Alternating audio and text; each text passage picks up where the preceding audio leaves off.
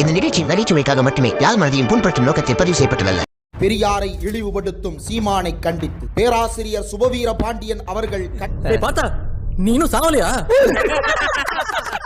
கண்டன உரையாற்றும் திராவிட இயக்க தமிழர் பேரவையின் கண்டன பொதுக்கூட்டம். அண்ணா யூனிவர்சிட்டி பாலியலுக்கு போராட கூப்பிட்டாங்களே, அப்ப நீ போனியா? ஏன் சாகுறதுக்கா? 200 ரூபா காசுக்காக சல்லி பசங்களோட அறிஞ்சு கேட்டு வந்து உட்காந்துட்டு இருக்கான் பாரு. பெரிய மனுஷனா நீ பீக்காரி பயல. எந்திரிச்சு போயா. சாப்பாடு ரெடியாரா? ஊர்ல நொண்டி நோசக்கா, வெந்தது வேகாது, பெட்டி கடையில கடன் சொன்னது, பீடியை கிள்ளி குடிச்சது, சந்த கடையில கருப்பி திருடிட்டு கொண்டது, இந்த மொத்த கோபனாக கிடக்குதா? யாரா இவனுங்கெல்லாம் கண்டிஷன் பையில கையெழுத்து போட வந்தா மாதிரி? தேரடி திடலில் நடைபெறுகிறது திராவிட கூட்டமே திரண்டெழுக. என்ன சார்? நீங்க சார் வந்தீங்க? வாங்க வாங்கன்னு கூப்பிட்டீங்களா ஐயோ, சார்? நான் வாங்கன்னு கூப்பிட்டு கிரௌடா சார்? ஐயோ, அங்க பார்த்துட்டு அப்படியே நம்மள பாக்குறாங்க. யார் பாது கிரவுடு? டேய், கொள்ளி கட்டியாடி எல்லா பைய வாயை கறிக்கி விட்டுறேன். போங்கடா நீங்க.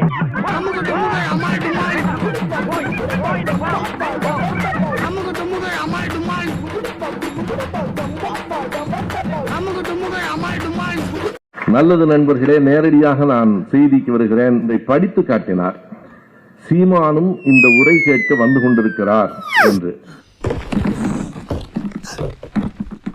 நீ வீட்டுக்கு வேற வந்து அடிக்கணுமா?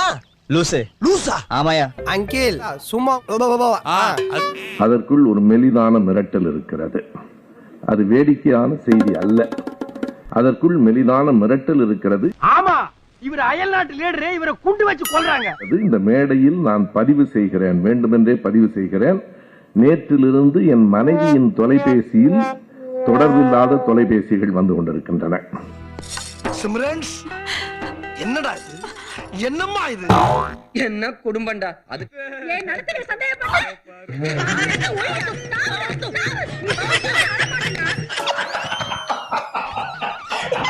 நான் அறிவேன். ஒன்றை உறுதியாக சொல்லுகிறேன், நாங்கள் கொள்கைக்காக எதையும் இழக்க தயாராக இருக்கிறோம். கொள்கையை பத்தி பேசுறாங்க. நானே அமைச்சர் எடுத்து போச்சு. வாழ்நாளில் என் அரசியல் அனுபவத்தில் நான் சீமான் மீதுதான் இவ்வளவு கோபம் கொண்டேன். என்ன பார்த்தா உனக்கு எரிச்சலா இருக்காடா? ஆமாங்கய்யா. ரொம்ப முடியலையோ? ஆமாங்கய்யா. ரொம்ப கோவம் வருதோடா? ஆமாங்க, நிறைய வருதுங்க. கஷ்டமான வியாதி தான். வீட்டுல மூட்டை பூச்சி பிறந்திருக்கா? வச்சிருக்கேன். ஏக்தம் அடிச்சிரே சரியா போயிடும். ஐயோ, செத்துருவானே. சாவேண்டா.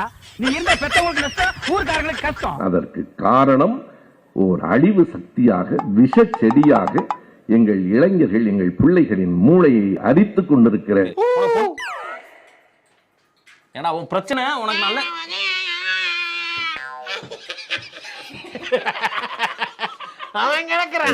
சீமான் திருந்த வேண்டும் அல்லது திருத்துவோம், அவ்வளவுதான் அந்த கூட்டம்.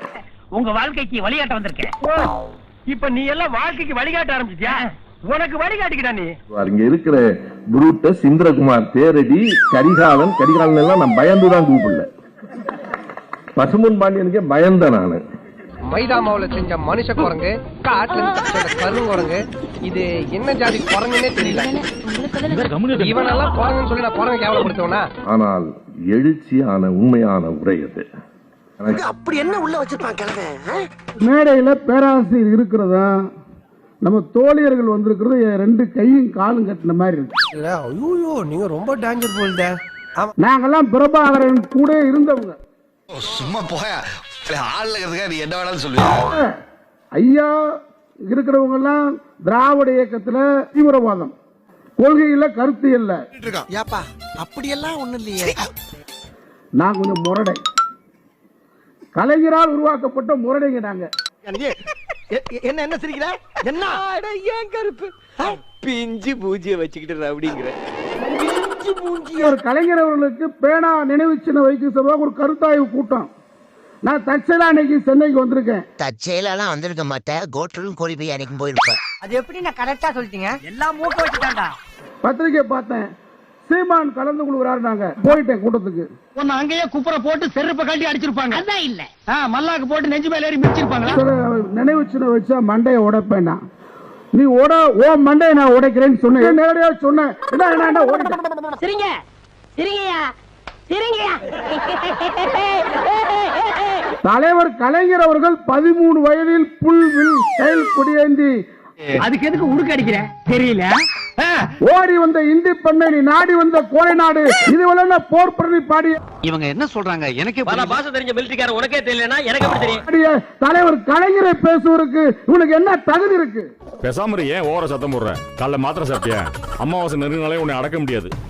தந்தை பெரியாரை பேசுவதற்கும் திராவிட மாடலை பேசுவதற்கும் நினைச்சா பெட்ரோல் பங்க்ல நெருப்பு கொடுத்த மாதிரி வயிறு பத்திக்கிட்டு எரியுது. உனக்குடா எனக்கு உடம்புல எரியுது. குனிஞ்சிட்டு பர்னால தடவு. இன்னும் சொன்னா கலைஞரை விட ரொம்ப மென்மையான போக்குல நம்முடைய முதல்வர் நடத்திட்டு இருக்கிறாரு. என்ன கேக்க அண்ணனை பார்த்து பயமே இல்லாம இருக்க. கட்டு கட்டு மட்டு மட்டு நம்முடைய தமிழகத்துடைய முதல்வரை பேசுறார். முதலமைச்சர்னா யாரு? கும்பா. போலீஸுக்கு என்னெல்லாம் வச்சிருந்தா கும்பா. எனக்கு வேலை செய்யறதுக்கு நான் நியமிச்சிருக்கிற முதல் வேலையாளி. நம்ம கத்திய நம்ம கழுத்துக்கே திருப்பிட்டாங்களே. என் வீட்டு சாக்கடை அடைச்சுச்சுன்னா சாக்கடையை கிளீன் பண்றதுதான் எடப்பாடியோட வேலை. இவன் நம்ம சர்வன், சிப்பந்தி, வேலைக்காரன், பஸ்ல கூட்டுறவன். இன்னும் சொல்லணுமா, நம்முடைய துணை முதல்வர் உதயநிதியை பேசுறதுக்கு ஒரு தகுதி இருக்கு. கொஞ்சம் கிட்டவா. ஒரே வார்த்தை, சனாதனம் ஒழிக்கப்பட வேண்டும், டெங்கு விட மோசம் சொன்னாரு. இந்தியாவில் இருக்கிற சாமியார் பூரா அலர்னா. சும்மா இருக்க வேணாம். உங்களுடைய பேக்ரவுண்ட் என்னன்னு உங்களுக்கு தெரியாது. ஒரு ரவுண்ட் பத்தி சொல்ல வேண்டாம். வாயம் முறை 3 ஜிஆர் சுவாமிகளுடைய காலை கழுவி பாத பூஜை செய்து பெரிய மனுஷன் பேசுறப்ப உனக்கு வேடிக்கை பாக்குறீங்க. இந்த பக்கம் திராவிட இயக்கத்தை மோடி அவர்கள் வாழ்ந்ததாக வரலாறு இல்ல. நீங்க எல்லாம் டம்மின்றத நான் எப்போ கண்டுபிடிச்சிட்டேன். வந்து பழைய திமுக இல்ல, பழைய திராவிட இயக்கம் இல்ல. நாங்கெல்லாம் எத்தனை பேரை விரட்டி இருக்கோம். நாங்க லோக்கல். ஏண்டா பழைய சோறுல தயிர் ஊத்துன மாதிரி ஒரு மூஞ்சி. நீ எல்லாம் லோக்கலா? சுபவியடி வந்து ஐயா வந்து சாதாரணமா பாக்குற, அவருக்கு ஒரு ரோம் விழுந்தோ வீட்டுக்கு வருவான். ட்ரைனேஜ் 2 வீட் தள்ளி தான் இருக்கு. இத எடுத்து வா. இவர் ட்ரைனேஜ் க்ளீன் பண்றவர் இல்ல. பழைய திராவிட இயக்கம் கொஞ்சம் கட்டுப்பட்டு இருக்கான். இப்ப திராவிட மாடல் முதலமைச்சர் வேற மாதிரி கட்சியும் ஆட்சி கொண்டு வரனால எங்களை மாதிரி எல்லாம் கட்டுப்பட்டு இருக்கான். கேட்டு பாரு. அச்சுச்சோ அவரா பயங்கரமானவராச்சே, அவர்ல கொஞ்சம் ஜாக்கிரதையா இருங்கப்பா அப்படின்னு சொல்லுவா. இது கொள்கை கூட்டம், இது காசுக்காக கூற கூட்டம் இல்ல. தினமும் உனக்கு ₹1 கொடுக்கலான்னு பார்த்தோம். ₹1 என்ன வேலையா இருந்தாலும் சொல்லுங்க. பின்னி பிசில் எடுத்து பிரிச்சு பெண் போட்டுறேன். 2026 இன்னைக்கு சொல்றேன் கேட்டுக்கிறீங்க. 1% ஓட்டு கூட சீமான் நீ வாங்க விட கூடாது. இந்த மாதிரி மச்சான் மூஞ்ச பண்ணாத, எனக்கு சிரிப்பா வருது. உனக்கு இந்த வில்லன் கெட்டப்லாம் செட் ஆகல. நீ எப்போ தமாசாவே இரு. இன்னைக்கு இளைஞர்கள் மாணவர்கள் பெரியார கூகுள்ல தேடிட்டு இருக்கான். ஆச்சரியமா இருக்கு, அதிசயமா இருக்கு. அது என்னமோ மெய்யால இருக்கிறானுங்க. ஆனா உன்னை ரசிக்கிறதுக்கு இல்ல, உன்னை கலாய்க்கிறதுக்கு நெட்ல இருக்கிறானுங்க. பெரியார் என்பது மிகப்பெரிய நெருப்பு. அந்த நெருப்பு கிட்ட மோதாத. ஏன்ன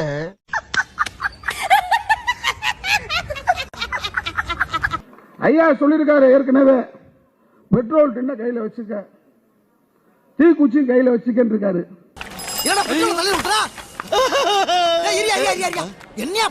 அன்னைக்கு அவர் சொன்ன நோக்கம் வேற. இப்ப நான் வச்சிருக்க ரெடி. தீ குளிக்க போறேன். தீ குளிக்க போறியா? குளி. சுபவி போன்ற திராவிட இயக்கத்தை தொடர்ந்து தரக்குறைவாக பேசினால் உன்னை பார்க்க வேண்டிய முறையில் பார்ப்போம், சந்திப்போம். பாம்பு தீண்டியே தீரும். அம்மா அந்த கடவார எடு. எச்சரிக்கை கொடுத்து வாய்ப்புக்கு நன்றி சொல்லி விடைபெறுகின்றேன். வணக்கம். டேய் போடா போடா. பார்த்து ரெண்டு கல்யாணம் மூஞ்செல்லாம் 3 நிமிஷத்துக்கு மேல பார்க்க முடியல. போடா. பேசு ரொம்ப அடி வாங்கியிருக்கேன். எனக்கு இவன் ஃபேஸ் பிடிக்கல. நான் போய் ஒர்க் பண்ண போறேன். Okay sir. மூஞ்சிய பார்க்காம பின்னாலே நின்று மொட்டை அடிச்சிட வேண்டியதான். இப்ப தம்ப்நெயில் போட்டு வீடியோ போட்டிருக்காங்க. சீமானை கண்டித்து நடத்திய கூட்டத்தில் கூட்டம் இல்லாமல் கடுப்பாகிய சுபவி. கரெக்டா சொல்லிட்டா. எவன் மூலியமாவோ நம்ம விஷயம் லீக் ஆகிட்டு இருக்கு. யார் அந்த உளவாளி? சொல்லாரு கொஞ்சம் கடுப்பா முகத்தை வச்சுங்க ஐயா. கொஞ்சம் கடுப்பா நீங்க சிரிச்சுக்கிட்டு இருக்கீங்க. உண்மையை சொல்லு, நீ சிரிக்கிறியா அழுவுறியா? உண்மையிலே கடுப்பு தான். என்னன்னா ரொம்ப கம்மியா பசுமன் பாண்டியன் பேசிட்டாருங்கிறது எனக்கு கடும் கோபம்.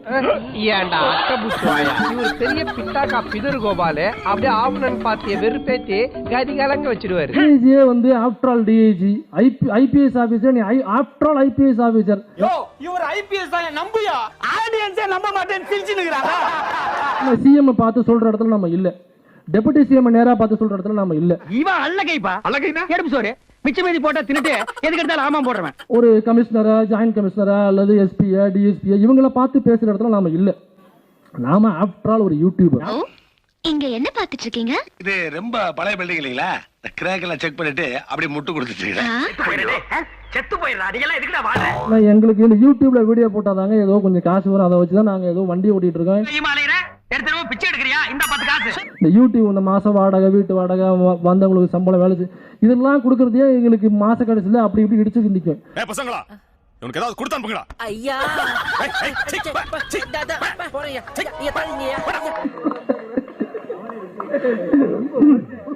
என்னடா சிரிக்கிற? பாயமுறா பெரிய பல்லழக. என்னங்க பெரியவரை இப்படி திட்டுறீங்க? யாரு இவனா பெரியவன்? இவன் சில்ற பையங்க. நேற்று புத்தக கண்காட்சியில் நடைபெற்றது. அந்த மேடையில் நீ கலைஞரை தாக்கிக் கொள்வதை பற்றி எங்களுக்கு கவலையே இல்லை. அப்புறம் ஏன் பாஸ் அழுகுறீங்க? அது வலி வேற டிபார்ட்மெண்ட். ஏனென்றால் நீங்கள் தாக்கியா எங்கள் ஐயாவும் அண்ணாவும் கலைஞரும் தாழ்ந்து விட போகிறார்கள் இந்த மண்ணில். அப்புறம் ஏன்டா கண்ணு கலங்குது? சரி சரி. கலைஞர் பாதை, நாசகாரன் பாதை, மோசக்காரன் பாதை என்று நல்லாதானே சொல்லிக்காரு. அப்புறம் இத வரவேங்க. உங்கள் தலைவர் கலைஞரை புத்தக கண்காட்சியில் விமர்சிப்பதற்கு எவனுக்கும் உரிமை இல்லை. பார்த்து கொண்டிருக்க முடியாது. நாங்கள் தடுக்க முடியுமா? இன்றைக்கு இரவு வீட்டுக்கு போன உடனே என்னை பற்றி எத்தனை இழிவான சொற்களால் எழுதுவார்கள் என்று எனக்கு தெரியும். அண்ணே கட்டவுத்து விடுறது கட்டவே இல்ல. கட்டு. அப்ப அந்த பொதுக்கூட்டத்துல நானும் என்னமோ எதுவும் நினைச்சேன். பொதுக்கூட்டமே மொக்க. அத ஒண்ணும் பெரிய சொல்ற மாதிரி செய்யல, எதுவுமே இல்ல. நீ சொன்ன எந்த கதையுமே சீரியஸா இல்லையடா.